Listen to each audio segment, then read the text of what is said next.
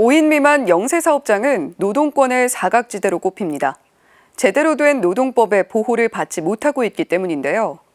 5월 1일 노동절을 맞아 5인 미만 사업장에서 일하는 노동자들의 열악한 노동인권 문제를 김현정 기자가 살폈습니다. 국내 노동자 5명 중 1명은 5인 미만 사업장에서 일하고 있습니다. 그런데 이들 사업장의 노동자들은 수십 년째 근로기준법의 보호를 받지 못하고 있습니다.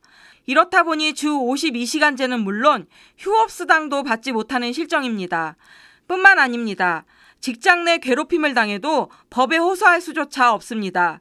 노동자에게 해고는 생명줄이 끊기는 것과 마찬가지입니다. 하지만 5인 미만 사업장의 노동자는 부당 해고로부터도 보호받을 수 없는 처지입니다. 괴롭힘의 경우에는 5인 미만 사업장의 노동자들은 전혀 신고를 할 수가 없는 거죠.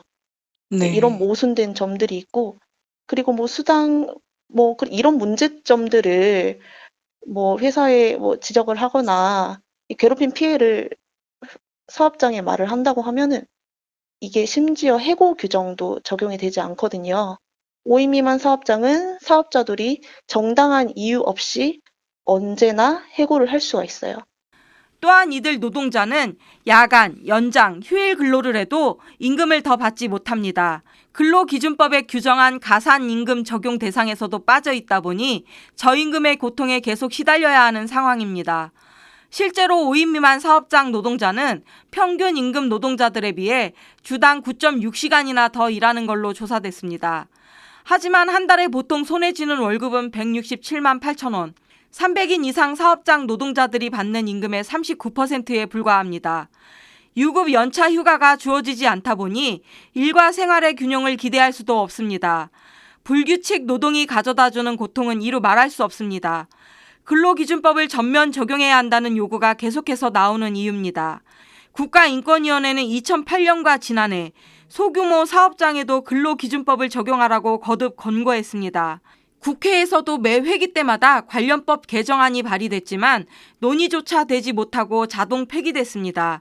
경영계의 반발과 함께 국가 행정력 부족이라는 이유를 들어섭니다. 이를 두고 노동계와 학계에선 정당한 이유가 되지 못한다고 반박하며 비판의 목소리를 멈추지 않고 있습니다. 최저임금법, 산업재해보상보험법, 근로자 퇴직급여 보장법 이것들도 원래 일정 규모 미만의 사업장들은 다 적용이 제외가 됐었어요, 과거에는. 그런데 지금은 점차 적용 범위가 확대돼서 모든 사업장에 적용이 되고 있습니다. 그래서 이 법 적용의 형평성 관점에서도 이 근로기준법의 일부 규정만 법 적용의 어려움이 특별하다라고 보기는 어렵죠. 근로기준법이 맨 처음 제정된 건 1953년. 그로부터 70년이 지났지만 5인 미만 사업장 노동자를 대상으로 한 차별은 지금도 계속되고 있습니다.